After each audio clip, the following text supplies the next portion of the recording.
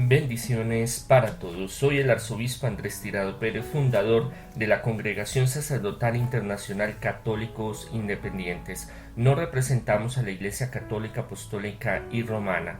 Bienvenidos una vez más a Una palabra tuya bastará para sanarme. Reflexiones diarias del Evangelio. Leamos el Evangelio.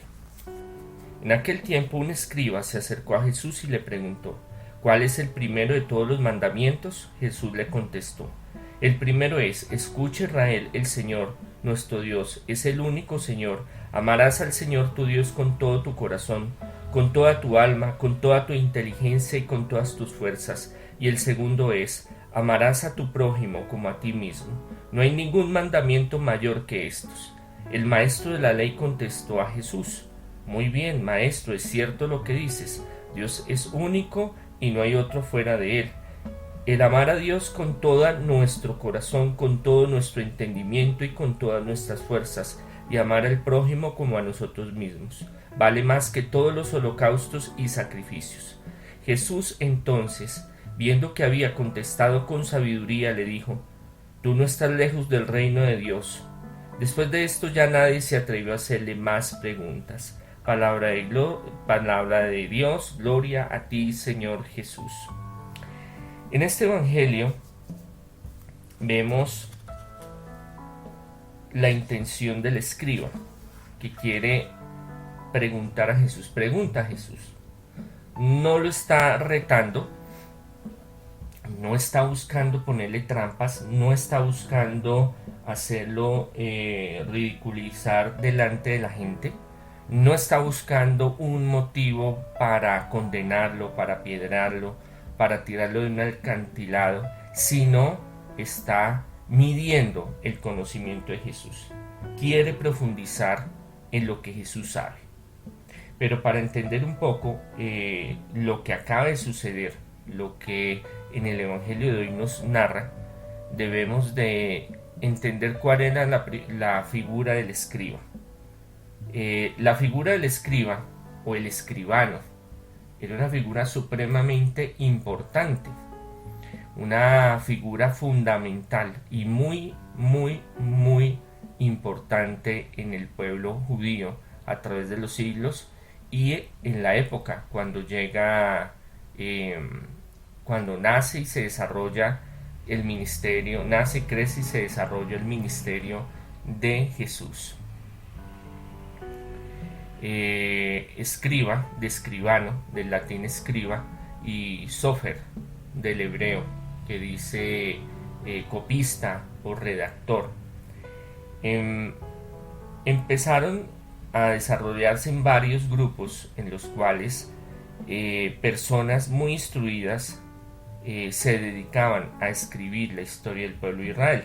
Entre ellos iniciaron los saduceos o los sumos sacerdotes o las castas sacerdotales para copiar, para escribir, para recopilar la historia de Israel. Que Israel como nación emergente necesitaba una historia y se necesitaba recopilar y escribir. Llegó a convertirse en un movimiento tan fuerte, tan escrupuloso, tan exacto, que tanto la tradición escrita como la tradición oral, si se le cambia alguna palabra, porque pues vemos que hasta siglos después de Jesucristo no se le agregaron muchas palabras al diccionario hebreo, y eso hacía que cualquier cambio de una frase, de una palabra, de una letra aún, un error involuntario, causara el cambio del significado. Entonces para ellos era muy importante escribir exactamente como tenía que ser. Entonces se volvieron especializados en escribir la Sagrada Escritura, el Antiguo Testamento, el Pentateuco, la ley.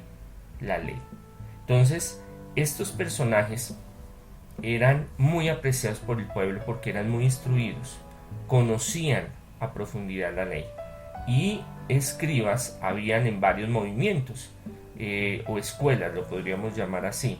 Unos saduceos que venían de los sumos sacerdotes, de las castas sacerdotales, de los varios niveles del linaje sacerdotal, también de los fariseos, que era, a veces pensamos que es una población, o a veces pensamos que es una religión como tal, pero no, es un grupo de personas que tienen una ideología, un pensamiento teológico, que se vuelve también sectario, porque a veces se van a los extremos. Por eso Jesús denuncia, cuestiona y públicamente expresa su pensamiento contra algunos fariseos, no todos. No el fariseísmo como tal, sino algunos miembros fariseos que algunos también eran escribas y que pues manipulaban, adulteraban, cambiaban la Sagrada Escritura, la adaptaban a su conveniencia para poder vivir económicamente de un sueldo que le daba el establishment, la administración, lo que es el gobierno de Israel en ese momento.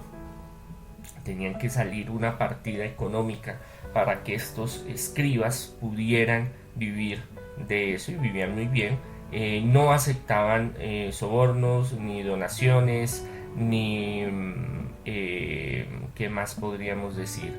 No aceptaban regalos, supuestamente, pero sabemos que pues, en todas las organizaciones humanas hay corrupción.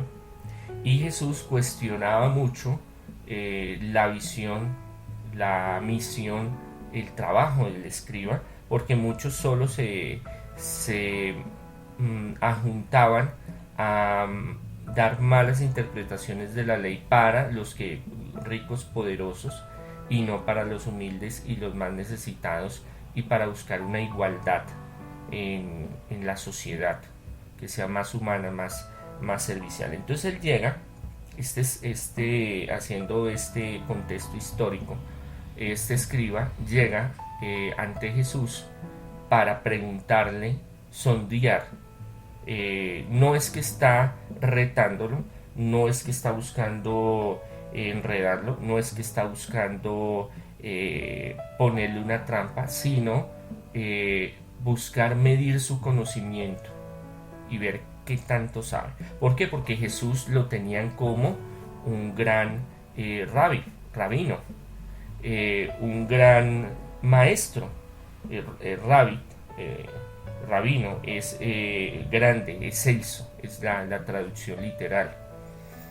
Y a grandes maestros de la ley como escribas, porque el escriba también tenía una función legal, eran leguleyos, conocían, y sus testimonios y sus aportes tenían valor jurídico, entonces no eran cualquiera. Los tenían como grandes excelsos, como rabí o maestros o rabinos, que sería la forma moderna para llamar a una persona que se dedica a estudiar la Sagrada Escritura en el pueblo judío. Él le pregunta, lo sondea, le dice, le presenta una síntesis sobre la ley. Y Jesús le responde como tendría que responderle una persona que conoce la Sagrada Escritura. Entonces sabemos que los judíos conocían la Escritura, pero a Jesús lo tenían como maestro, lo tenían como un grande, un excelso, un rabino, por el conocimiento tan profundo de la Sagrada Escritura, de la ley de Dios. Entonces, él, para saber hasta qué profundidad conocía Jesús de la teología, de la ley de Dios, que la ley de Dios es fundamental para el pueblo de Israel, para el destino del pueblo de Israel, porque en la ley está todo, está religión, está política, está economía, está espiritualidad, están los sacrificios, están los impuestos, está todo, porque cuando organizan la estructura de la nación de Israel, todo lo hacen fusionado, unido a la ley, para así tener ese carácter, ese valor agregado espiritual y ese valor material unidos. Por eso la ley para ellos es fundamental y es lo que les va a permitir en las diásporas, cuando ellos tengan que salir de Israel, mantener esa identidad y esa naturaleza de judíos, no solo de sangre, que era muy importante o es muy importante, sino de tradiciones, de la ley, de pensamiento, de teología. Entonces Jesús le dice el primer mandamiento: amar a Dios, el único Señor. Amarás a Dios sobre todas las cosas, con todo tu corazón, con toda tu inteligencia, con todas tus fuerzas, y al prójimo como a ti mismo. Esto no es una frase de Jesús, esto ya está en el Talmud, esto ya está en el Pentateuco, esto ya está en la ley. O sea, esto no es un invento de Jesús, pero Jesús lo toma como la síntesis total de toda la escritura.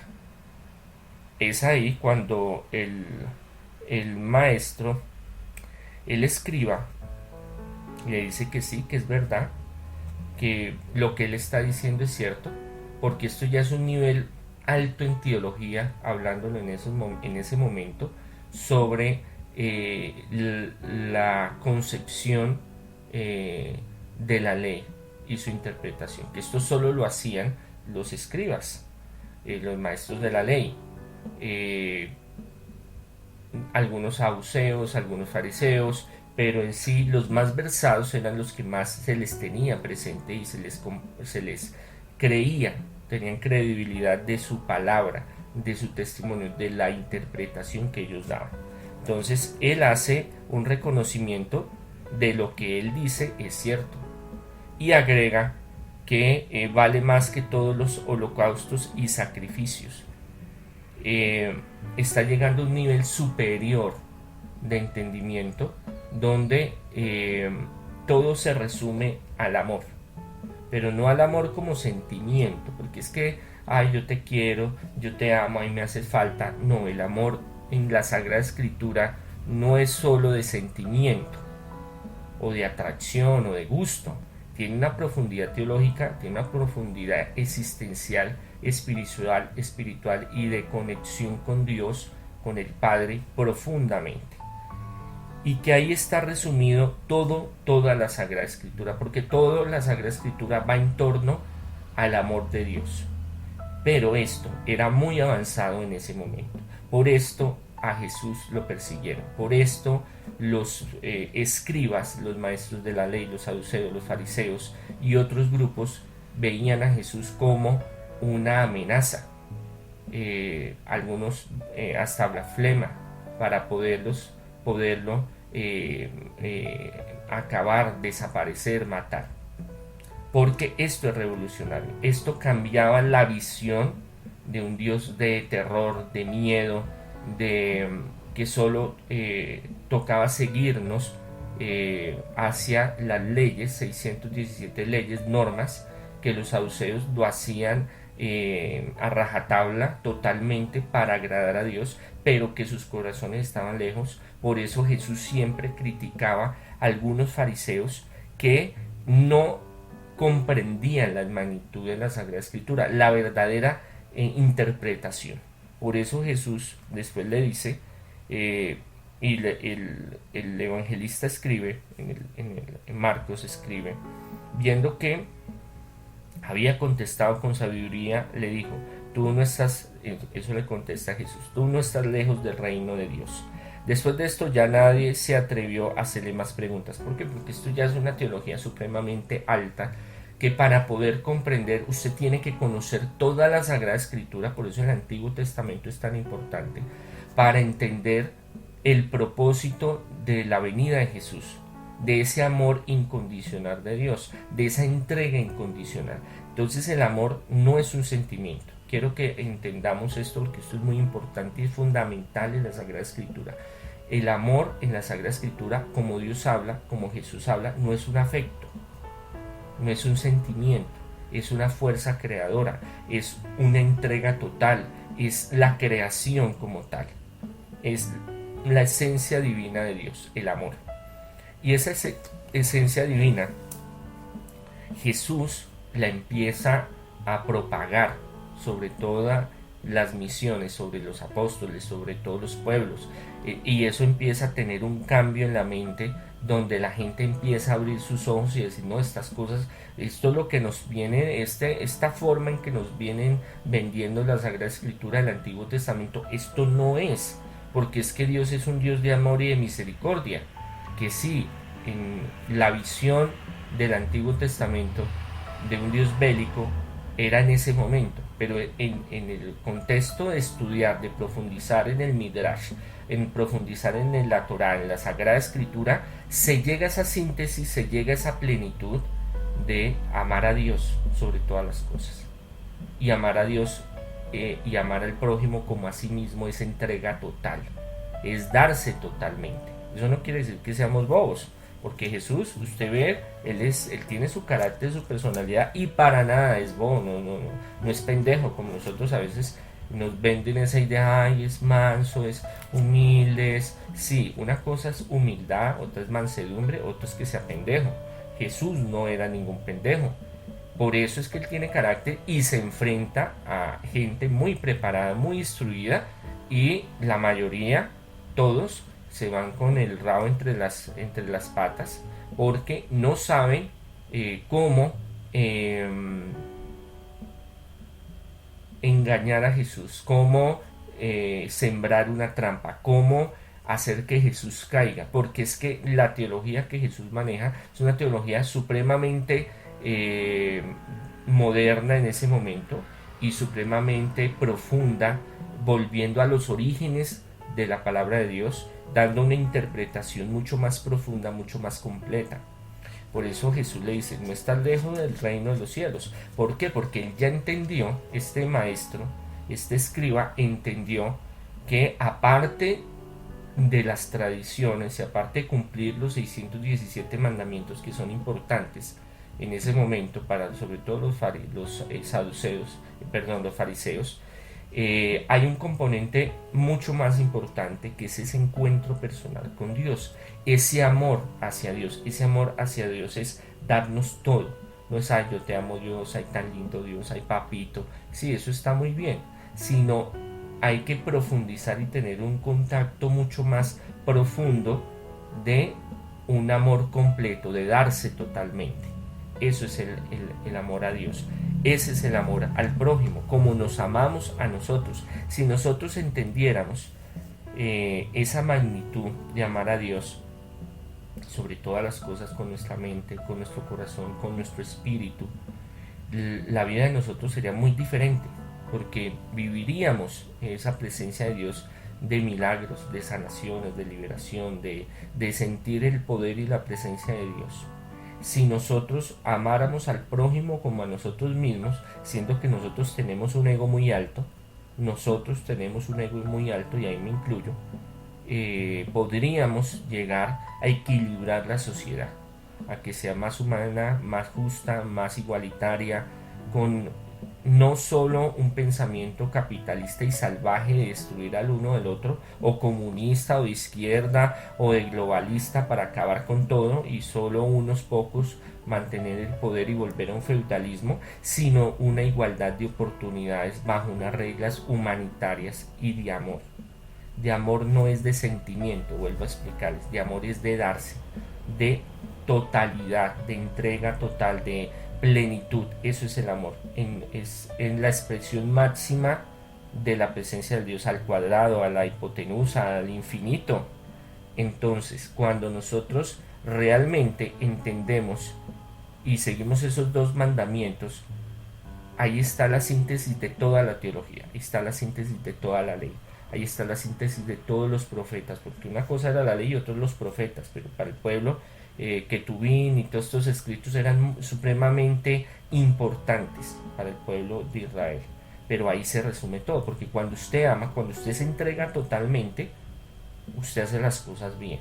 Cuando usted hace un trabajo que usted ama ese trabajo, usted lo hace muy bien. Cuando usted ama a una persona, va a hacer todo lo posible, se va a entregar totalmente a que esa persona se sienta feliz. Si usted ama a Dios, usted va a hacer todo lo posible de agradar a Dios. Entonces todo lo que sea pecado, todo lo que sea negativo, Hay que empezar un proceso de cambio y de transformación, pero no a medias, no a pedazos, no por partes, sino empezar realmente un proceso, aunque somos humanos, es difícil, somos pecadores, cometemos errores, pero vamos en ese proceso de aprendizaje, adaptación y modificación de nuestro ADN, de nuestro pensamiento, de nuestras costumbres, de nuestra forma de ser. Por eso realmente, cuando entendemos el mensaje de Cristo, cuando entendemos la Sagrada Escritura, cuando entendemos qué es el amor de Dios realmente, que es plenitud, es total, es darse todo, entendemos realmente que nos falta mucho a nosotros, nos falta compromiso. A veces creemos, bueno, hago un Padre Nuestro, una oración, una novena, hago una obra de caridad, no, yo me porto bien y soy bueno. Eso no es suficiente, eso es bueno, eso no es suficiente, porque tenemos que entregarnos a Dios totalmente. O sea, amar a Dios totalmente, en todas las dimensiones, en plenitud.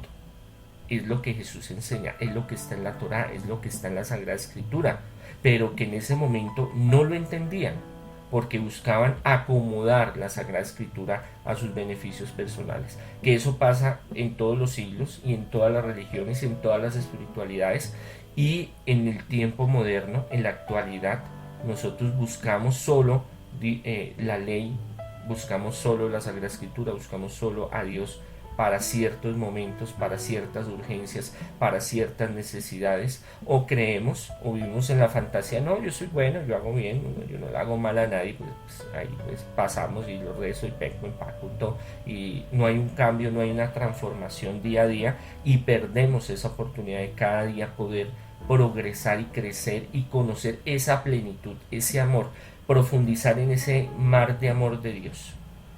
La palabra para hoy, para que la podamos comprender y analizar, es la plenitud, es el amor, es la entrega total a Dios y ver a nuestro prójimo. O sea, ¿quién es nuestro prójimo? Para el pueblo judío el prójimo era el mismo pueblo judío, no era nadie más. O sea, por eso se ayudan entre ellos. Pero para nosotros lo que Jesús enseña y con el plan de expansión que Jesús proyectó a los apóstoles y a la iglesia primitiva y a los gentiles, ahí vamos, que son los paganos en esa época, o sea, a todo el mundo, es esa oportunidad de llegar a esa plenitud. ¿Y cómo lo llegamos a lograr? A través de las enseñanzas del amor de Jesucristo.